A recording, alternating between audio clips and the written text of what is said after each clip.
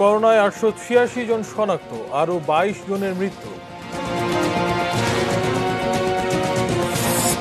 আজও হচ্ছে পশু কোরবানি, অনেকটাই পরিচ্ছন্ন রাজধানী। চট্টগ্রামে চামড়া রাস্তায় ফেলে দিয়েছেন ব্যবসায়ীরা।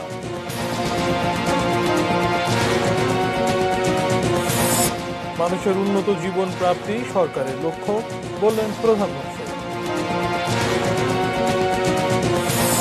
এবং করোনা, বাংলাদেশ সহ 31 দেশের ফ্লাইট নিষিদ্ধ করল কুয়েত।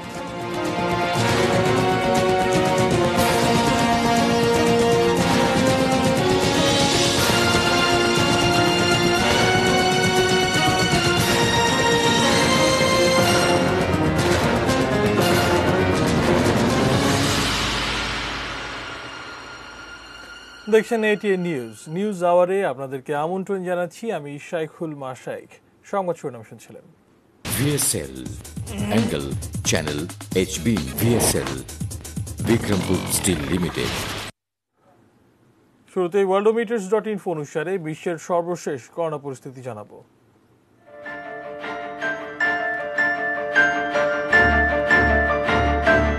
সারা বিশ্বে আক্রান্ত 1,80,39,067 জন, সুস্থ হয়েছেন 1,13,39,675 জন এবং মৃত্যু হয়েছে 6,89,100 জন। এদিকে বাংলাদেশে মোট আক্রান্ত 2,40,746, সুস্থ হয়েছেন 1,36,839 জন এবং এ পর্যন্ত মৃত্যু হয়েছে 3,154 জন। ঈদের বন্ধে করোনা নমুনা সংগ্রহ ও শনাক্তের সংখ্যা কমেছে। রোববার স্বাস্থ্য অধিদপ্তরের নিয়মিত ব্রিফিংয়ে জানানো হয়, 24 ঘন্টায় দেশে নতুন রোগী শনাক্ত হয়েছে মাত্র 886 জন। যদিও নমুনা সংগ্রহের তুলনায় শনাক্তের হার কিছুটা বেড়েছে। 24 ঘন্টায় মৃত্যু হয়েছে আরও 22 জনের। এ পর্যন্ত মৃত্যুর সংখ্যা 3,154। গত 24 ঘন্টায় নমুনা সংগ্রহ হয়েছে 3,213টি এবং পূর্বের দিনের নমুনা সহ পরীক্ষা হয়েছে 3,684টি নমুনা। 24 ঘন্টায় যা নমুনা পরীক্ষা হয়েছে তাতে শনাক্ত হয়েছে 886 জন। শনাক্তের হার 24.05% এবং এ পর্যন্ত শনাক্তের হার 20.24%। 24 ঘন্টায় সুস্থ হয়েছেন 586 জন। এ পর্যন্ত সুস্থ 1,36,839 জন। শনাক্ত বিবেচনায় সুস্থতার হার 56.84%। 24 ঘন্টায় মৃত্যুবরণ করেছেন 22 জন। এ পর্যন্ত 3,154 জন মৃত্যুবরণ করলেন কোভিড-19-এ।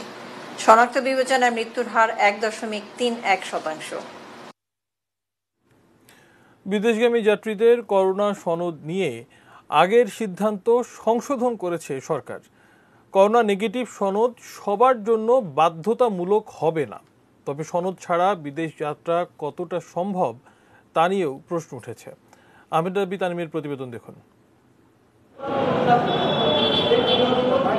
দেশে আসতে করোনা পরীক্ষার সনদ না লাগলেও বাংলাদেশ ত্যাগ করতে এই সনদ বাধ্যতামূলক করা হয়েছে। যদিও সংযুক্ত আরব আমিরাত ছাড়া বিশ্বের অনেক দেশই তাদের দেশে ঢুকতে এই সনদ বাধ্যতামূলক করেনি।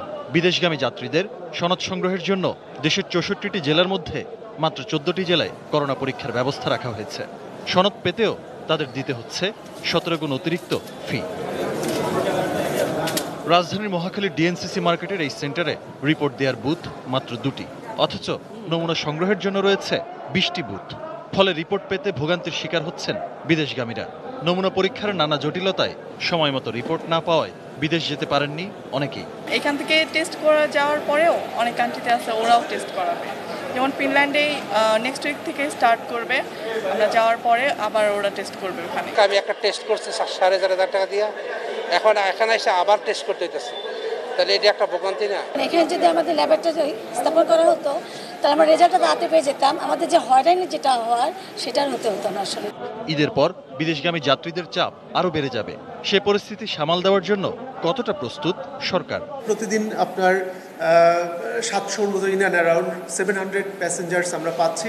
তবে আমি যেটা ফোরসি করছি যে ঈদের পরে এটা আরেকটু বেড়ে যাবে, কারণ বেশ কিছু এয়ারলাইন্স হয়তো আবার নতুন করে ওপেন করবে, অপারেট করতে শুরু করবে। সেই ক্ষেত্রে আপনার হয়তো এটা 1000 ছাড়িয়ে যাবে, 1500 হবে বা 2000 হতে পারে, এবং সে পর্যন্ত আমার কিন্তু ক্যাপাবিলিটি আছে এবং সেভাবে আমি চিন্তাও করে রেখেছি, প্ল্যান করে রেখেছি আমরা কিভাবে সেই প্যাসেঞ্জারগুলোকে ম্যানেজ করব। এদিকে যেসব দেশ বিদেশগামী যাত্রীদের জন্য করোনা নেগেটিভ সনদ চাইবে, শুধুমাত্র সেসব দেশের যাত্রীদের জন্যই এই সনদ বাধ্যতামূলক করা হবে বলে জানিয়েছে প্রবাসী কল্যাণ ও বৈদেশিক কর্মসংস্থান মন্ত্রণালয়। আমরা এখন পর্যন্ত জানি যে যারা ফরেন ট্রাভেল করবে সবাইকে এখান থেকে টেস্ট করাতে হবে, কাজেই ওই ধরনের কোনো নির্দেশনা যা আসবে আমরা সেটা পালন করব। আমরা কিন্তু করছি মূলত প্যাসেঞ্জারদের রিকোয়ারমেন্ট অনুযায়ী, প্যাসেঞ্জারদের জন্য যে সমস্ত এয়ারলাইন্স অথবা যে দেশে উনি ভ্রমণ করবেন সেই দেশের বাধ্যবাধকতা অনুযায়ী তারা আসছেন এবং আমরা টেস্ট করে দিচ্ছি। আহমেদ রাব্বি তানিম, এটিএন নিউজ, ঢাকা। রাজধানীর বিভিন্ন এলাকায় আজও পশু কোরবানি হয়েছে। যারা একাধিক কোরবানি দিয়েছেন কিংবা প্রথম দিন কষায় পাননি, তাদের অনেকে আজ কোরবানি দিচ্ছেন। এক্ষেত্রে বেশিরভাগই বর্জ্য অপসারণ করে নির্দিষ্ট জায়গায় ফেললেও আবার অবহেলাও আছে। অবশ্য এবার সিটি কর্পোরেশনের কর্মতৎপরতা প্রশংসা কুড়িয়েছে রাজধানীবাসীর। আজ সিটি কর্পোরেশনের নির্ধারিত স্থানে তেমন কাউকে পশু কোরবানি দিতে দেখা যায়নি।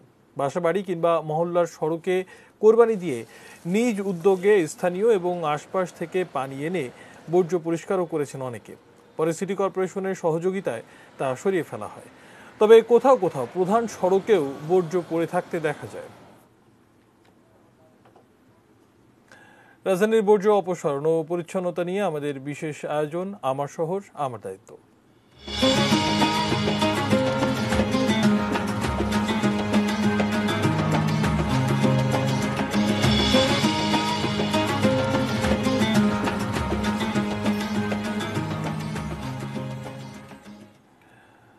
এ পর্বে আমাদের সঙ্গে রাজধানীর বিভিন্ন এলাকায় আমাদের সহকর্মীরা আছেন। নাজিয়া আফরিন সঙ্গে যুক্ত হব। রাজধানীর সিদ্ধেশ্বরী এলাকাতে তিনি আছেন। নাজিয়া, আপনি সিদ্ধেশ্বরীতে এই মুহূর্তে কি অবস্থা দেখছেন? বর্জ্য কতটুকু অপসারিত হলো? সিটি কর্পোরেশনের কর্মীদের তৎপরতা আপনার চোখে পড়েছে কিনা? শেষে আপনি যেমন বলছিলেন, আসলে এই আজকের যে ঢাকা, সেটার চিত্র আসলে একেবারেই অন্যরকম। আমরা প্রতি বছর আমার শহর আমার দায়িত্বের যে টিম আমরা কাজ করি, আমরা সাধারণত সব জায়গায় যেয়ে দেখি যে দ্বিতীয় দিনে অনেক বর্জ্য থাকে এবং অপসারণ করা নিয়ে নানা রকম অভিযোগ থাকে এলাকাবাসীর। কিন্তু আপনি নিশ্চয়ই দেখতে পাচ্ছেন যে বৃষ্টি হচ্ছে যদিও, তারপরও আমি সিদ্ধেশ্বরী যেখানটাতে দাঁড়িয়ে আছি পুরোপুরি একেবারে আবাসিক এলাকা, এবং এইখানে যে অ্যাপার্টমেন্ট গুলো রয়েছে সবগুলো অ্যাপার্টমেন্টের সামনের রাস্তায় এখন একেবারেই পরিচ্ছন্ন।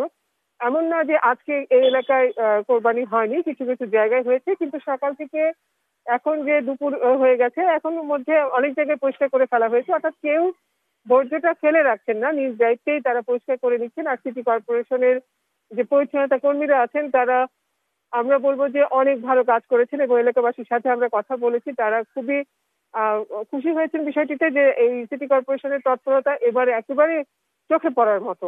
এবং সিদ্ধেশ্বরী, বেলি রোড, মগবাজার এইসব এলাকাগুলো ঘুরে আমরা দেখেছি যে দু একটি ভিন্নতা ছাড়া সব জায়গাতেই পরিচ্ছন্ন বিষয়টি একেবারে সঠিকভাবে পালন করেছে সিটি কর্পোরেশনের কর্মীরা। সেই সাথে নাগরিক যারা রয়েছেন তাদের দায়িত্বটাও কিন্তু তারা সঠিকভাবে পালন করেছেন। তবে একটা বিষয় রয়েছে কি শশী, এবারে কোরবানির ঈদে অনেক মানুষই ঢাকার বাইরে চলে গেছেন, সেটা একটা বিষয় তো রয়েছে। আর করোনা কালের এই সময়টিতে অনেকেই পরিচ্ছন্নতা বিষয়টা নিয়ে আশঙ্কায় ছিলেন। সব মিলিয়ে বলা যায় আমরা ঈদের দিন থেকে এখন পর্যন্ত যেমনটি দেখছি যে পরিচ্ছন্নতার ব্যাপারে যতটা মানুষ সচেতন হয়েছেন, আগে এই ধরনের চিত্র আমরা দেখতে পাইনি।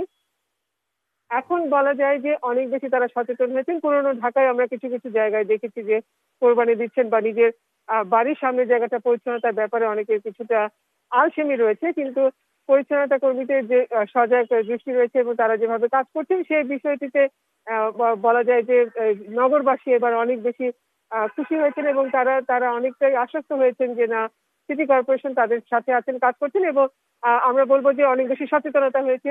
আমাদের এই অনুষ্ঠানের মাধ্যমে আমরা প্রতি বছর নাগরিকদের কাছে যাই, তারা তাদের সমস্যাগুলোর কথা বলেন, সিটি কর্পোরেশন ময়লা নিচ্ছে না, অপসারণ করছে না, সেই অভিযোগটা কিন্তু একেবারে অনেক কম পাওয়া গেছে এই বছরটিতে আমরা বলতে পারি। সিদ্ধেশ্বরী এই রাস্তাটি নিশ্চয়ই আপনি বুঝতে পারছেন যে কতটা পরিচ্ছন্ন হয়ে গেছে আজকে ঈদের দ্বিতীয় দিনের বিকেল বেলা। তারপরও এই রাস্তা দেখে বোঝার উপায় নেই যে এখানে কোরবানি হয়েছে এবং এই জায়গায় যে বর্জ্য ছিল সেগুলো অপসারণ করা হয়েছে। নগরবাসী যদি সচেতন থাকেন তাহলে নিশ্চয়ই আমরা এই নগরের যে বর্জ্য সেই অপসারণ নিয়ে যে অভিযোগ প্রতি বছর আমরা পাই, যে ধরনের অভিযোগ পাল্টা অভিযোগ থাকে, সেই অভিযোগ থেকে আমরা বেরিয়ে আসবো। একটি সুন্দর নগর আমরা আমাদের জন্য নিশ্চয়ই সবার বসবাসের যোগ্য করে তুলবো।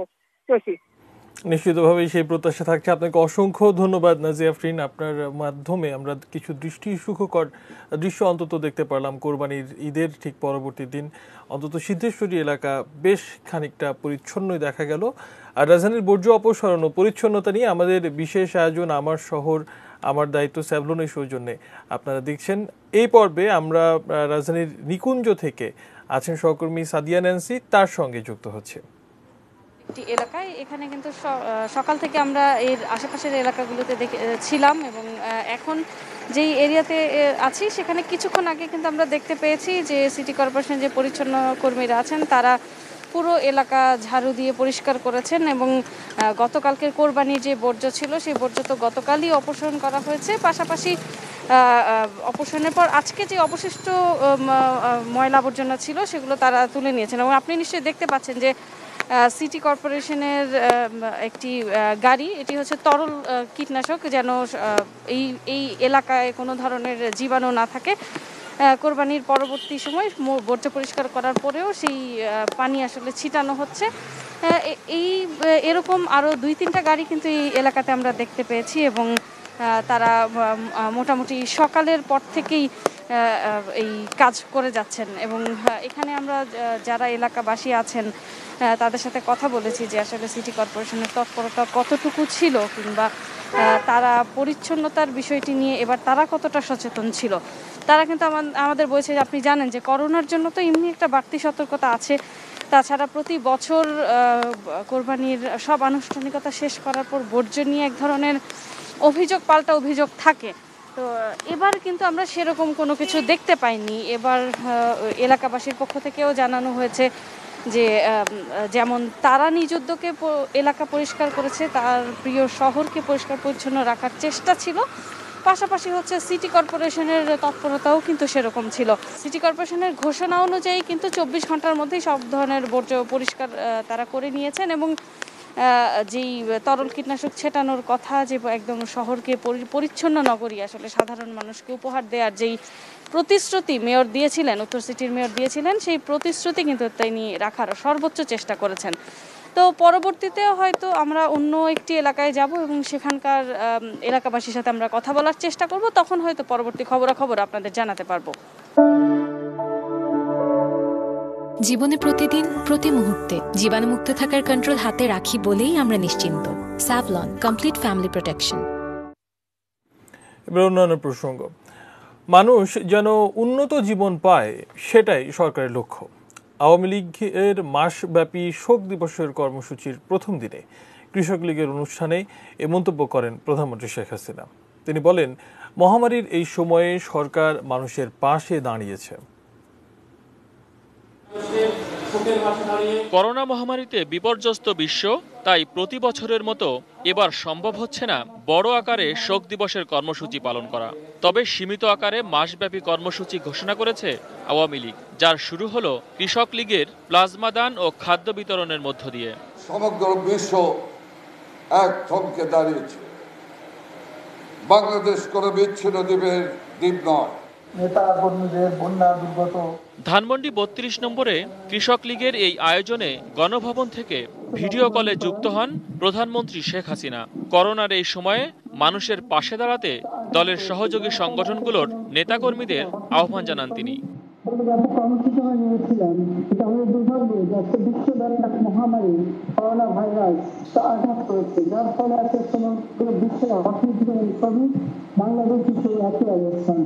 প্রধানমন্ত্রী জানান, দেশে করোনা ভাইরাসের শুরু থেকে সংকট মোকাবেলায় কাজ করছে সরকার। সব সংকট মোকাবেলা করে উন্নত সমৃদ্ধ দেশ গড়ে তোলা হবে বলেও জানান তিনি।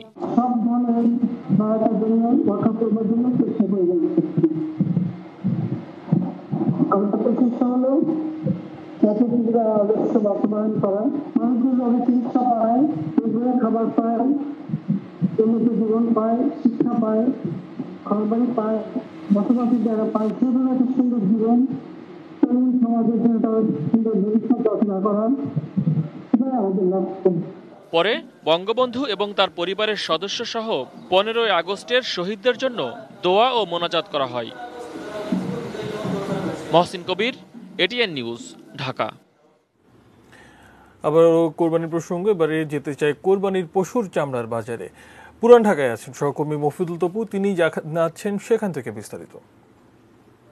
এবছর দেশে কোরবানি কম হয়েছে এবং সেই কারণে চামড়ার আমদানি কম, এমনটাই বলছেন কাঁচা চামড়ার যারা আড়তদার ব্যবসায়ী যারা রয়েছেন তারা।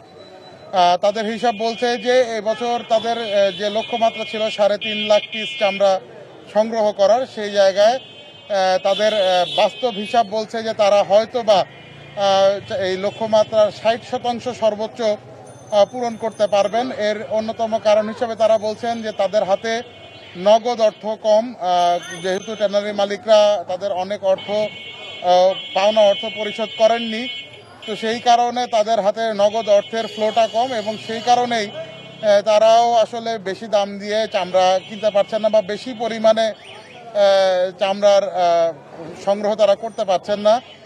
এবং তাদের ভাষ্য যে আজকে ঈদের দ্বিতীয় দিনে যেই পরিমাণ চামড়া আসছে, আগামীকাল ঈদের তৃতীয় দিন নাগাদ সেটি আরও কমে যাবে এবং এই কোভিড-19 পরিস্থিতির কারণেই এবছর এই সমস্যাটার উদ্ভব ঘটেছে বলে তারা দাবি করছেন।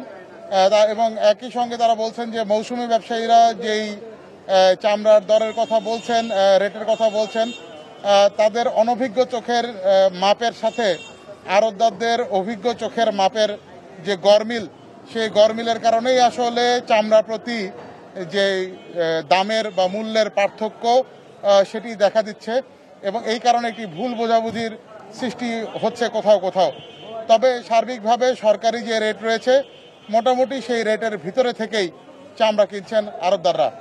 এই ছিল আমার কাছ থেকে পোস্তা থেকে সর্বশেষ। সরকার নির্ধারিত মূল্যের অর্ধেকেও চামড়া বিক্রি করতে না পারায় লাখ লাখ টাকার চামড়া রাস্তায় ফেলে দিয়েছেন চট্টগ্রামের ব্যবসায়ীরা। চট্টগ্রাম জেলা ও মহানগরী থেকে কোরবানির পশুর চামড়া সংগ্রহ করে বিক্রির জন্য নগরীর 5 লাইফের আতুরা ডিপু এলাকায় নিয়ে আসেন মৌসুমী ব্যবসায়ীরা, কিন্তু ট্যানারি মালিকরা সরকার নির্ধারিত দামের অর্ধেক মূল্যও না দেওয়ায় কয়েক লাখ টাকার চামড়া অবিকৃত থেকে যায়। ফলে নগরীর মুরাদপুর থেকে আতুরার ডিপু এলাকা পর্যন্ত হাটহাজারী সড়কের দুই পাশে চামড়ার স্তূপ পড়ে থাকে। সাগরিকা মহিউদ্দিন অ্যান্ড ব্রাদার্স ট্যানারিতেও একই অবস্থা।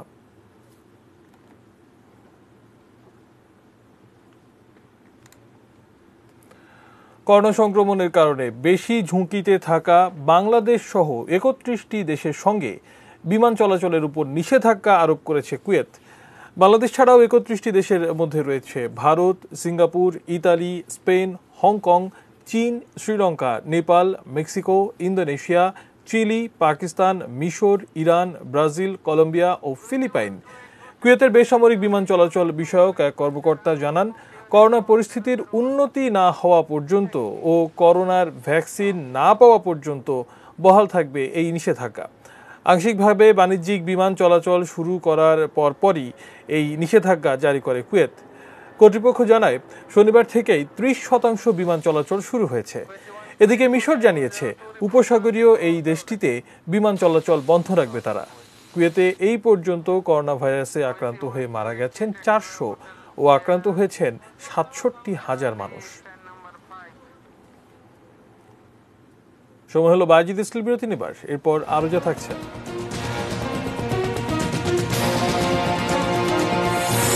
উন্নতি হচ্ছে বন্যা পরিস্থিতির।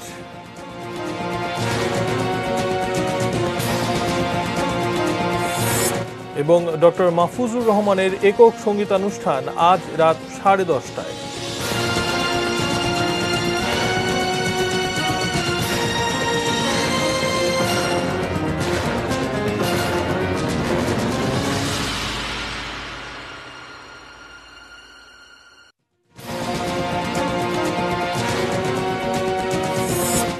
করোনায় 886 জন শনাক্ত, আরও 22 জনের মৃত্যু।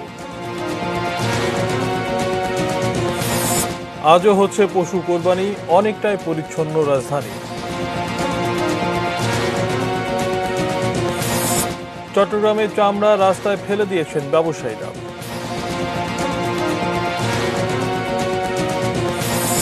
মানুষের উন্নত জীবনই সরকারের লক্ষ্য বললেন প্রধানমন্ত্রী। এবং করোনা, বাংলাদেশ সহ ৩১ দেশের ফ্লাইট নিষিদ্ধ করল কুয়েত।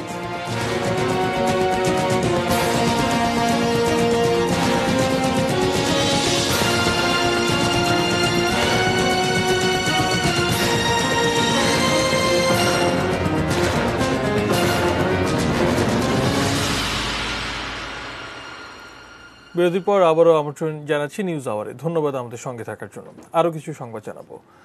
কক্সবাজারের টেকনাফের মেরিন ড্রাইভে পুলিশের গুলিতে সাবেক সেনা কর্মকর্তা সিনহা মোহাম্মদ রাশেদের নিহতের ঘটনায় ৩ সদস্যের কমিটি গঠন করা হয়েছে। এই কমিটির রিপোর্ট পাওয়ার পরই আসল ঘটনা জানা যাবে বলে মন্তব্য করেছেন স্বরাষ্ট্রমন্ত্রী আসাদুজ্জামান খান কামাল। স্বরাষ্ট্রমন্ত্রী সাংবাদিকদের বলেন, সময় বেঁধে দিয়ে প্রধানমন্ত্রীর নির্দেশে ৩ সদস্য বিশিষ্ট নিরপেক্ষ তদন্ত কমিটি গঠন করা হয়েছে। তারা বস্তুনিষ্ঠ তদন্ত প্রকাশের পরই এ নিয়ে প্রতিক্রিয়া জানানো যাবে। শনিবার রাতে স্বরাষ্ট্র মন্ত্রণালয়ের আদেশে কক্সবাজারের অতিরিক্ত জেলা ম্যাজিস্ট্রেট শাহজাহান আলীকে প্রধান করে এই কমিটি গঠন করা হয়। কমিটিকে 7 দিনের মধ্যে স্বরাষ্ট্র মন্ত্রণালয়ে প্রতিবেদন দিতে বলা হয়েছে। কক্সবাজারের একজন অতিরিক্ত পুলিশ সুপার এবং 10 পদাতিক ডিভিশনের জিওসি ও কক্সবাজারের এরিয়া কমান্ডারের একজন প্রতিনিধি সদস্য হিসেবে রয়েছেন এই কমিটিতে। মাননীয় প্রধানমন্ত্রীও সেটা নির্দেশনা দিয়েছিলেন যে একটা তদন্ত করে এটার বিষয়টি সুরাহা করার জন্য। আমাদের সেই জিনিসটাই আমরা করেছি। আমরা খুব শীঘ্রই তাদের একটা আমরা সময় নির্ধারণ করে দিয়েছি। খুব শীঘ্রই তারা একটা কমিটি তাদের তদন্ত রিপোর্ট সাবমিট করলেই আমরা সামনে আপনাদেরকে বলতে পারব। মেহেরপুরের গাংনী এবং কুমিল্লার চান্দিনায় 2টি সড়ক দুর্ঘটনায় 4 জন নিহত হয়েছেন, আহত হয়েছেন 5 জন। সকালে মেহেরপুরের গাংনী উপজেলার বামন্দি ঋষিপুর এলাকায় ট্রাকের চাকায় পিষ্ট হয়ে 2 মোটরসাইকেল আরোহীর মৃত্যু হয়। নিহতরা হলেন উপজেলার ব্রজপুর গ্রামের মকবুল হোসেন ও চরগোয়াল গ্রামের আক্তারুজ্জামান। মকবুল হোসেন এটিএন নিউজের সেলস অ্যান্ড মার্কেটিং বিভাগের সাবেক কর্মকর্তা। দুর্ঘটনায় বেঁচে যাওয়া আন্টু মিয়া জানান, মকবুল হোসেনের মোটরসাইকেলে তারা 3 জন বামবন্দি যাচ্ছিলেন। বামন্দি নিশিপুর গরুর হাটে ঢোকার সময় রাস্তায় কাঁদায় মোটরসাইকেল নিয়ন্ত্রণ হারিয়ে তারা ছিটকে পড়েন। এ সময় পেছন থেকে আসা একটি ট্রাক তাদের চাপা দেয়। ঘটনাস্থলেই 2 জনের মৃত্যু হয়। স্থানীয়দের অভিযোগ, রাস্তায় ট্রাক পরিষ্কার করায় জায়গাটিতে সবসময় কাঁদা পানি থাকে। গাংনী থানার ওসি ওবায়দুর রহমান জানিয়েছেন, মোটরসাইকেল ও ট্রাকটি পুলিশ হেফাজতে রয়েছে। এদিকে সকালে কুমিল্লার চান্দিনার হাড়িখোলা এলাকায় বাস নিয়ন্ত্রণ হারিয়ে ফেললে 2 যাত্রী নিহত হয়। তাদের একজন নারী, নোয়াখালীর এখলাসপুর গ্রামের শামসি বেগম। অপরজনের পরিচয় এখনও জানা যায়নি। দুর্ঘটনায় চালক, হেলপার সহ 5 জন আহত হন। এবারে দেশের বন্যা পরিস্থিতির খবর জানাবো। সার্বিকভাবে দেশের বন্যা পরিস্থিতির উন্নতি হচ্ছে বলে জানিয়েছে বন্যা পূর্বাভাস ও সতর্কীকরণ কেন্দ্র। উত্তরাঞ্চলের প্রধান নদী ব্রহ্মপুত্র, তিস্তা ও যমুনার পানি স্থিতিশীল অবস্থায় আছে, তবে আগামী 2-1 দিনের মধ্যে দ্রুত কমতে শুরু করবে। পদ্মার পানি কিছুটা কমে যাওয়ায় মধ্যাঞ্চলের জেলা মানিকগঞ্জ, রাজবাড়ী, ফরিদপুর, মাদারীপুর ও মুন্সিগঞ্জে বন্যা পরিস্থিতির কিছু উন্নতি হয়েছে। ঢাকা নিম্নাঞ্চলের বন্যা অপরিবর্তিত থাকলেও 2-3 দিনের মধ্যেই তা কমতে শুরু করবে। বন্যা পূর্বাভাস ও সতর্কীকরণ কেন্দ্রের তথ্য বলছে, চলতি মাসে আবারও বড় ধরনের বন্যার আশঙ্কা কম। দেশের বন্যা পরিস্থিতি এখন সামগ্রিকভাবে উন্নতির দিকে যাচ্ছে। উল্লেখযোগ্য অবনতি গত কয়েকদিন কোথাও ঘটেনি। আর মধ্যাঞ্চলের বন্যা পরিস্থিতির উন্নতি হচ্ছে। মধ্যাঞ্চলে পদ্মা নদীর পানি হ্রাস পাচ্ছে, যদিও উন্নতির গতিটা একটু ধীর। আমরা মনে করি যে 2-3 দিন পর থেকে খুব দ্রুত আমরা উন্নতি দেখব। এবার নদী ভাঙনের খবর জানাবো। মধুমতি নদীর তীব্র ভাঙনে দিশেহারা ফরিদপুর জেলার আলফাডাঙ্গার গোপালপুর ইউনিয়নের হাজারো মানুষ। নোয়াখালীর কোম্পানিগঞ্জে বামনী নদী ভাঙনেও অস্তিত্ব হারানোর শঙ্কায় চর এলাহি ইউনিয়নবাসী। গত কয়েক মাস ধরে মধুমতি নদীর তীব্র ভাঙনে ফরিদপুরের আলফাডাঙ্গা উপজেলার গোপালপুর, পাচুরিয়া, বানা, টগরবন্ধ এ 4টি ইউনিয়নের 9টি গ্রামের কমপক্ষে অর্ধশত বসতবাড়ি নদীতে তলিয়ে গেছে। ভাঙনের তীব্রতার কারণে মালামালও সরানোর সময় পায়নি অনেক পরিবার। তাদের আশ্রয় হয়েছে রাস্তা কিংবা গাছের নিচে। সরাবার সময় দেওয়া যাচ্ছে না। গ্রামটা 3 কিলো লম্বা ছিল, আর এখন বাঁধতে 1 কিলো নাই। ছেলে মেয়ে নিয়ে কোন জায়গায় যাবো, কোন জায়গায় দাঁড়াবো, কোন জায়গায় খাড়াবো। নদীর ভাঙন রোধে স্থানীয় জনপ্রতিনিধি বা পানি উন্নয়ন বোর্ড কোনো ব্যবস্থা নেয়নি বলে অভিযোগ ক্ষতিগ্রস্তদের। শুষ্ক মৌসুমে ব্যবস্থা নেওয়া হবে বলে জানিয়েছে পাওবো। পানি উন্নয়ন বোর্ডও তেমন কোনো ব্যবস্থা নিচ্ছে না। এমপি আমাদের প্রায় গ্রামের 100 গজ দূরে তার বাড়ি, সে তার চোখের দেখাটা পর্যন্ত দেখলো না যে জনগণ কি করতেছে। যে অবস্থা অন্য কোনো এমপি সাহেব বলি পরে অবশ্যই এসে দেখতে। আমাকে যে এমপি হয়েছে না, এসে যেটা গাভী হতো তার 2 দিন দুধ খেতে যেতাম, তখন বলছেন আমাকে এমপি নাটা গাভী হয়েছে। আর এই যে এমপি হয়েছে কোনো কাজ না, যেভাবে ভাঙতেছে এটা বাদ নির্মাণ করতে পারে না। যে ব্যাগ ডাম্পিং শুরু করেছি, কিন্তু ভাঙনের পরিমাণ বেশি হওয়াতে সীমাটা একটু কঠিন হয়ে দাঁড়াচ্ছে। তারপরে আমরা অব্যাহত রেখেছি যাতে মানুষের দুর্ঘটনা লাঘব করা যায়। নোয়াখালীর কোম্পানিগঞ্জেও বামনী নদীর ভাঙনে বিলীন হওয়ার পথে চর এলাহি ইউনিয়নের 1, 4 ও 5 নম্বর ওয়ার্ড। পাশের ইউনিয়নে ব্লক ফেলে তীর সংরক্ষণের ফলে ভাঙন তীব্র হয়েছে। অভিযোগ এলাকাবাসীর। ঘরবাড়ি আর ফসলি জমি হারিয়ে নিঃস্ব কয়েক হাজার মানুষ। গত 8 বছরের ভাঙনে মানচিত্র থেকে হারিয়ে গেছে চর বালুয়া, গুচ্ছগ্রাম, চর ফকিরা সহ 15টি গ্রাম। এই নদীর কারণে ধ্বংস, কিছুই নাই। মোসপাড়া খালে এখান থেকে যদি আরেকটা প্যাকেজ যদি ধরে, তাহলে মোটামুটি ভাঙার কবর থেকে চরলা ইউনিয়নবাসী বাঁচতে পারবে। নদীতীর সংরক্ষণ ও ক্রস ড্যাম নির্মাণে প্রকল্প প্রস্তাব মন্ত্রণালয়ে পাঠানো হয়েছে বলে জানালেন এই কর্মকর্তা। ওই প্রকল্পটি যদি আমরা বাস্তবায়ন করতে পারি, ক্রস ড্যাম নির্মাণ করতে পারি, তাহলে অত এলাকার নদী ভাঙন সম্পূর্ণ বন্ধ হয়ে যাবে। শুক্লা সরকার, ডেস্ক রিপোর্ট, এটিএন নিউজ। এবার ঈদ অনুষ্ঠানের খবর। বরাবরের মতো এবারও ঈদের প্রধান আকর্ষণ ডক্টর মাহফুজুর রহমানের একক গানের অনুষ্ঠান। আজ রাত 10:30টায় এটিএন নিউজ ও এটিএন বাংলায় একযোগে প্রচার হবে তাঁর সঙ্গীতানুষ্ঠান এক পৃথিবী স্বপ্ন দিলে। রিপোর্ট করেছেন মাহফুজা মুসলেহিন। পৃথিবী স্বপ্ন দিলে তুমি আমাকে, এক জনমের সুখ দেব আমি তোমাকে। গত কয়েক বছর ধরেই ঈদে সবাই অপেক্ষায় থাকেন ডক্টর মাহফুজুর রহমানের গানের। ঈদে সবচেয়ে দর্শকপ্রিয় অনুষ্ঠান তার একক গানের অনুষ্ঠান। ঈদ উল আজহা উপলক্ষে ডক্টর মাহফুজুর রহমানের এবারের অ্যালবামের প্রতিটি গানই যেন গল্প শোনায় হৃদয়ের। আমার পিয়া ঘুমিয়ে আছে চাঁদের আলো করে, কি অপরূপ দেখতে প্রিয়ার মুখ, রূপের জ্যোৎস্না ঝরে। তার গানে বেদনার আকাশেও যেন স্বপ্নবাণী ঋদ্ধ হয়ে ওঠে পিয়াসী মন, যে মন কখনো ভালোবাসায় ভাষায়, কখনো বা কাঁদায়। কি করে পারলে তুমি আমায় ভুলতে, পারি না আমি মানতে। এ যেন তাবৎ বেদনাতুর অন্তর আর দর্শক শ্রোতারই চির আরতি, চির তৃষ্ণা। মান ভাঙানোর আশা নিয়ে একদিন ফিরবো দেখো, তোমার মনের মাঝে একটু জায়গা রেখো। মুন্নি সাহার উপস্থাপনায় এটিএন নিউজ ও এটিএন বাংলায় একক সঙ্গীতানুষ্ঠানে দর্শক মাতাবেন এদেশের বেসরকারি স্যাটেলাইট চ্যানেলের জনক এটিএন নিউজ ও এটিএন বাংলার চেয়ারম্যান ডক্টর মাহফুজুর রহমান।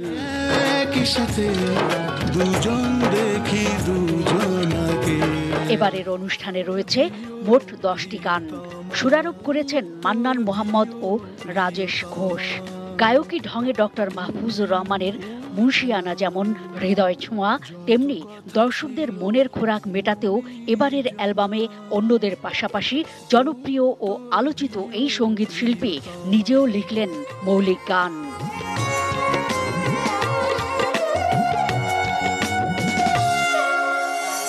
একটা চিঠি তোমায় পাঠালাম, যত কথা ছিল মনে জমা। করোনার প্রভাবে ঘরবন্দি হয়ে পড়া দর্শকদের একঘেয়েমি কাটাতে অনুষ্ঠানটি এনে দেবে ভিন্ন মাত্রার বিনোদন।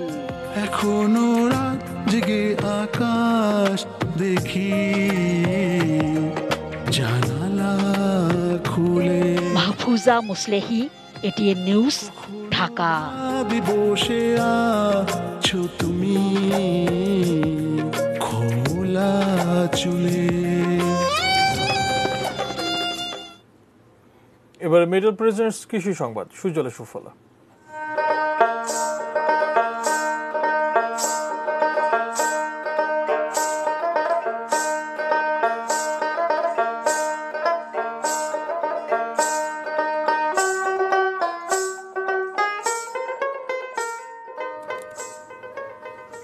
বাজারে দাম বেশি হওয়ায় সরকারি খাদ্য গুদামে ধান দিতে আগ্রহী নন ঝিনাইদহের চাষিরা। তাই অভ্যন্তরীণ বোরো ধান সংগ্রহের লক্ষ্যমাত্রা পূরণ হচ্ছে না এবার। কৃষকরা জানান, ভরা মৌসুমে প্রকার ভেদে ধানের দাম প্রতি মণ 1000 থেকে 1200 টাকা তারা বিক্রি করছেন। আর সরকারি মূল্য নির্ধারণ করা হয়েছে 1040 টাকা। আবার সেখানে গেলেও ধান ভেজা, চিটা সহ নানা ঝামেলায় পড়তে হয় তাদের। কৃষি সম্প্রসারণ জানায়, চলতি বছর এ জেলায় ৭৭,৫35 হেক্টরে বোরো ধান চাষ হয়েছে, আর ধান উৎপাদন হয়েছে 5 লাখ টন।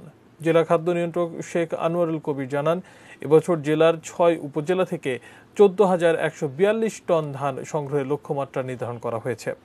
এখন পর্যন্ত সংগ্রহ হয়েছে মাত্র 121 টন ধান। এবার সোশ্যাল ইসলামী ব্যাংক লিমিটেড বাণিজ্য সংবাদ।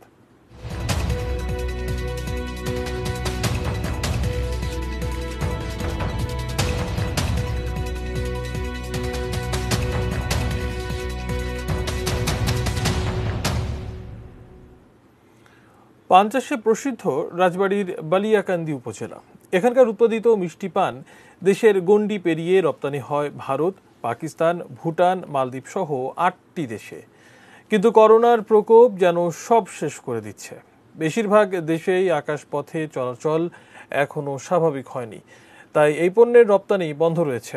অপরদিকে বিভিন্ন খিলি পানের দোকান, চা স্টল বন্ধ থাকার কারণে খুচরা কেনা বেচাও প্রায় বন্ধের পথে। ফলে বড় লোকসানে পড়েছে জেলার পান চাষিরা। এর উপর প্রাকৃতিক দুর্যোগও যেন পিছু ছাড়েনি এবার। ঘূর্ণিঝড় আম্পান আর শিলাবৃষ্টিতে বড় ক্ষতি হয়েছে পান বরজের। অতিবৃষ্টিতে দেখা দিয়েছে পান গাছের গোড়া পচা রোগ। কৃষকদের অভিযোগ, সরকারি সহায়তা না পাওয়ায় কিছু আশা দিচ্ছেন পান চাষিরা। সময় হলো আরো একবার বাজিদ ইসলাম বিরতি নেবার, এরপর অন্যান্য খবরের সাথে আরো জানিয়ে ফিরব। সমাজবাদী দলের সাবেক নেতা অমর সিং মারা গেছেন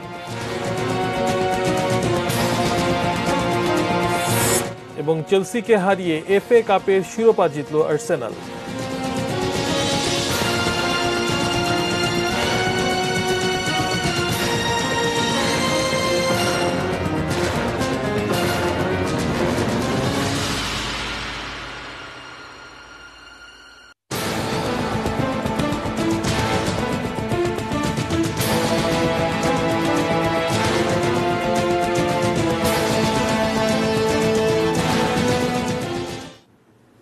বিরতির পর আবারও আমন্ত্রণ জানাচ্ছি নিউজ আওয়ারে। ধন্যবাদ আমাদের সঙ্গে থাকার জন্য।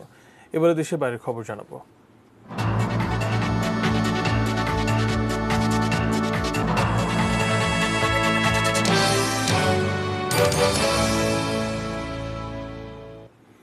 ভারতের সমাজবাদী দলের সাবেক নেতা, রাজ্যসভার সদস্য অমর সিং মারা গেছেন।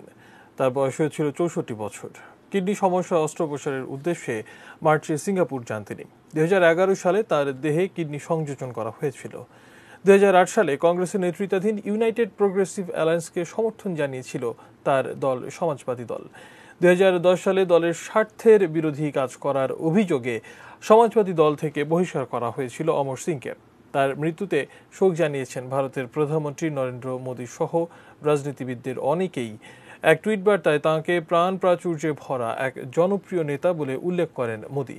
বলেন, ভারতের রাজনীতিতে অনেক ইতিহাসের সাক্ষী তিনি। এবারে খেলা খবর।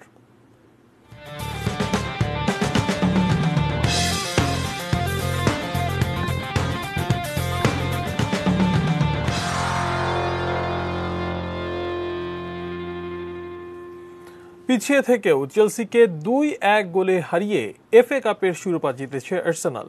লন্ডনের ওয়েম্বলি স্টেডিয়ামে ম্যাচের 5 মিনিটে চেলসিকে এগিয়ে। এবার এক নজরে শিরোনামগুলো জানিয়ে দিচ্ছি আরও একবার।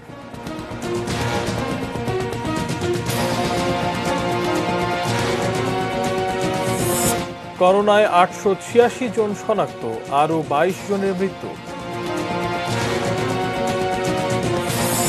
আজও হচ্ছে পশু কোরবানি, অনেকটাই পরিচ্ছন্ন রাজধানী। চট্টগ্রামের চামড়া রাস্তায় ফেলে দিয়েছেন ব্যবসায়ীরা।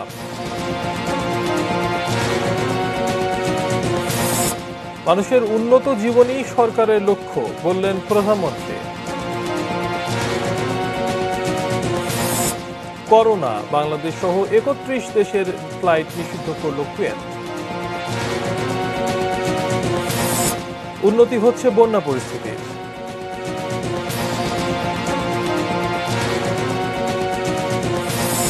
ডক্টর মাহফুজুর রহমানের একক সঙ্গীতানুষ্ঠান আজ রাত 10:30টায়। সমাজবাদী দলের সাবেক নেতা অমর সিং মারা গেছেন।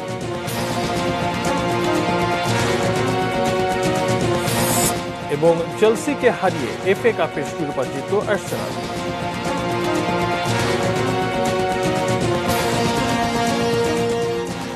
এই ছিল নিউজ আওয়ার। সঙ্গে থাকুন, দেখতে থাকুন এটিএন নিউজ। এটিএন নিউজের ব্রেকিং নিউজ আপনার মোবাইলে পেতে টাইপ করুন SPART স্পেস AN এবং পাঠিয়ে দিন 5959 নম্বর।